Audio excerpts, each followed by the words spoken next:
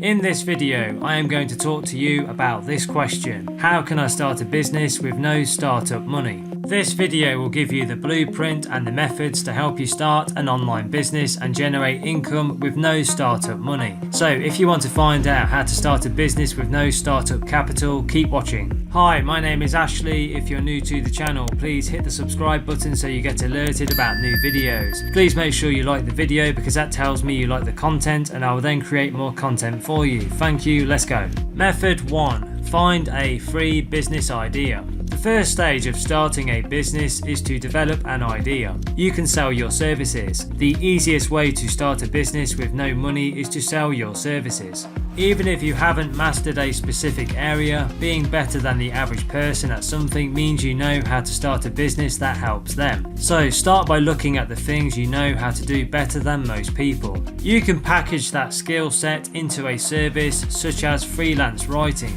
Many writers start freelancing to gain flexibility and control over the kinds of projects they work on. Once you build a reputation as a freelance writer, you can begin to pick and choose the clients you work with and what you write. Freelance writing falls into a variety of different categories. Some writers enjoy the creative storytelling side, while others prefer the business or technical aspects.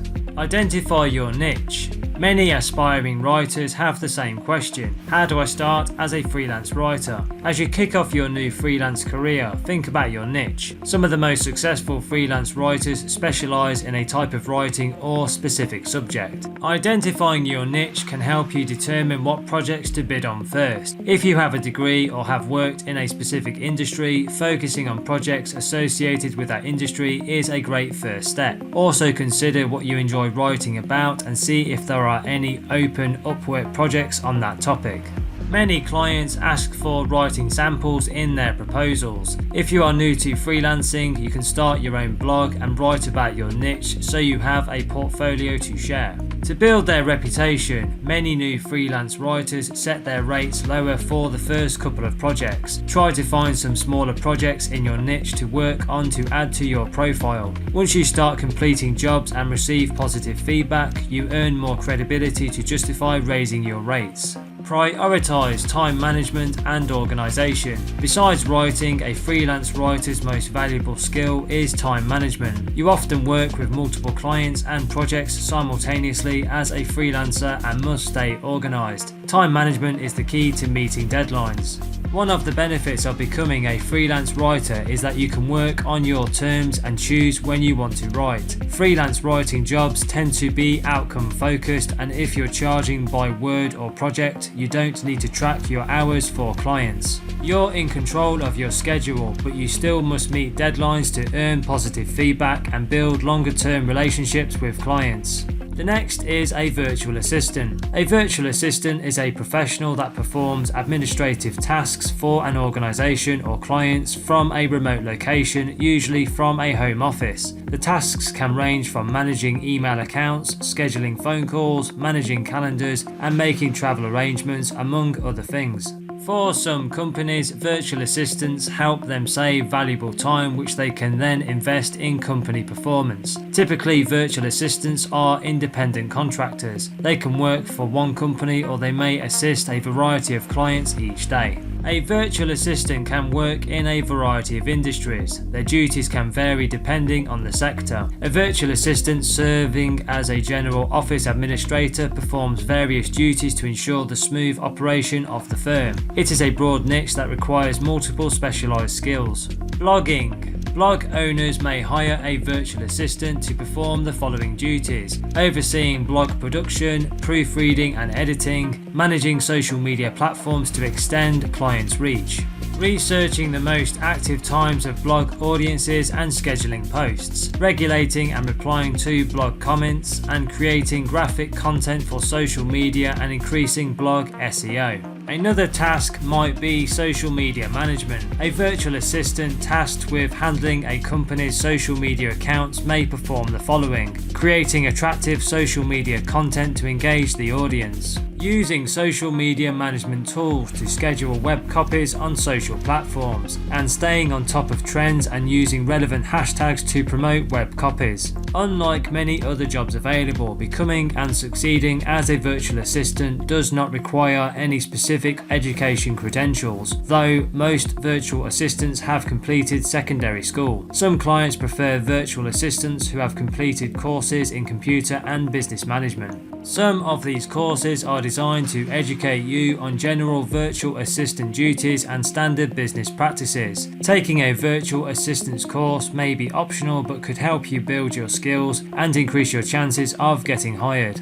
Before applying for virtual assistant positions, consider developing your skills related to the role. You may do this through related work, a training program, or independent research. Successful virtual assistants should know how to use the internet, computers, smartphones, and faxes. They may also need a knowledge of business basics and organizational skills. If you're looking for support and training in the areas of SEO, social media marketing, and digital marketing, get in touch with the Internet Business School, the UK's leading internet marketing training provider. Just click the link in the description box below this video. The next one is social media marketing. Define your niche and services. Before you move forward, you need to determine your niche. Tailoring your niche will help you define your service offerings and your potential clientele. Your services can be industry specific, B2B, tech, beauty for example, or platform specific. For example, many TikTok marketing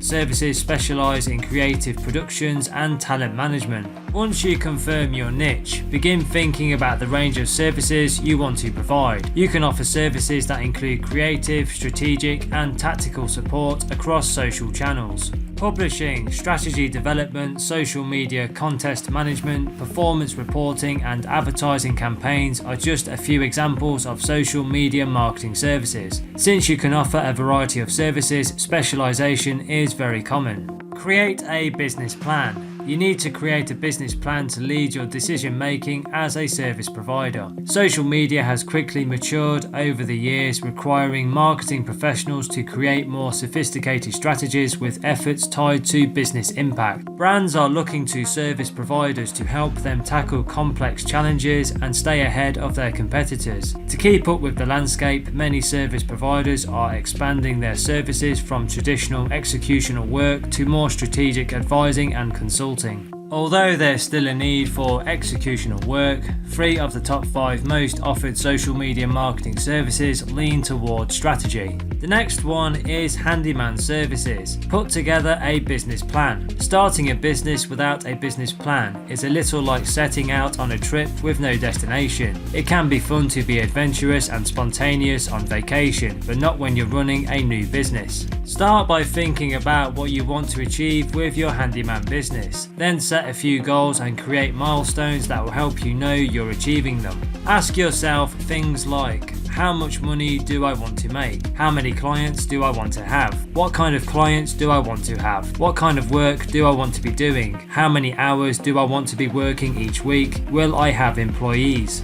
Scope out the competition. Before you start a handyman business, it's helpful to do a competitive analysis. Google handyman and the name of your city or town to find out who else is offering similar services in your area. You want to look for things like their services, their prices, their geographic location, their customers, and their marketing plan, how, where they advertise or attract new business. Armed with this information, you'll have a pretty good idea of what handyman in your area with a similar skill level charge. You'll also know what kind of clients they serve, so you can decide whether to find customers like them or look for a different kind of customer. When starting a business, it may feel natural to take on any and all jobs you're qualified for. After all, it would feel counterintuitive to only offer a handful of services. Sometimes it makes sense to specialise in only the projects that are in high demand and reasonably high in value, and that you can do well and fast. For example, hanging pictures is a common ask for many handyman business owners, but there's a ceiling on the price you can command for that simple task. It may make more business sense to turn down the smallest jobs and focus instead on doing bigger jobs like replacing toilets, installing kitchen cabinets, or doing small repairs. Don't rule out a service business if you don't have a particular strong set of skills. Your time is valuable. Busy people often pay an hourly fee for someone else to do tasks they don't want or don't have time to do. That includes jobs like cleaning, house or pet sitting, dog walking, personal shopping, and car washing. Many entrepreneurs write off these small business ideas because they fear they'll earn minimum wage, but service-based businesses can be lucrative. Some freelance writers make 6 figures annually within 2 years of running their business. Method 2. You can do dropshipping. Dropshipping is a popular business model for entrepreneurs looking to start a small business with no money. Simply create an online store and choose a dropshipping supplier like AliExpress. When an order is made, your e-commerce platform will forward the order information to your supplier. It's their job to pick, pack and ship the order to your customer. The best part about dropshipping is that you can get started with a tiny budget. Instead of buying inventory before it's sold and storing these goods in an expensive warehouse, vendors will only charge you for inventory when you sell it.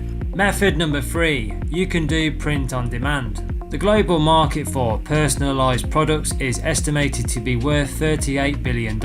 Capitalize on that opportunity even if you don't have cash up front to invest in inventory with a print-on-demand business. Print-on-demand is the process of private labeling products such as tote bags, t-shirts or caps and selling them on a per-order basis. Suppliers like Printful will print your designs onto inventory, ship it to the customer and charge you for their service after you've received the money from your customer.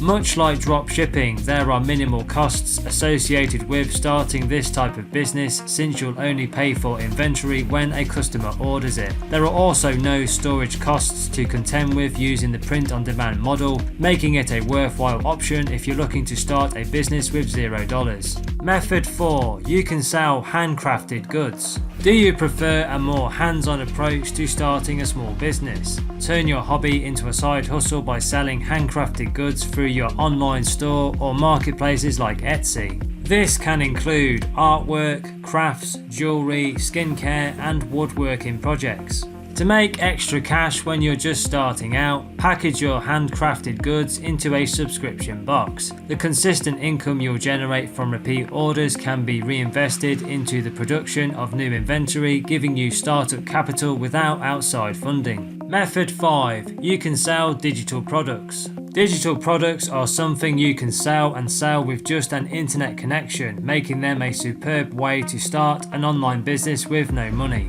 Start by identifying an area you have more knowledge in than the average person. Then do some online research to see what problems people in the space are struggling with. Then you can package your solution into a digital product such as ebooks, online courses, or worksheets or templates. The beauty of digital products is that they're scalable. Create them once and sell them multiple times on Shopify using the Digital Downloads app. It's no wonder so many entrepreneurs use digital products as a way of making passive income. Thank you for watching, and don't forget to tell me in the comments section below the video which one strategy or method from this video you are going to use first. I would be interested to hear from you.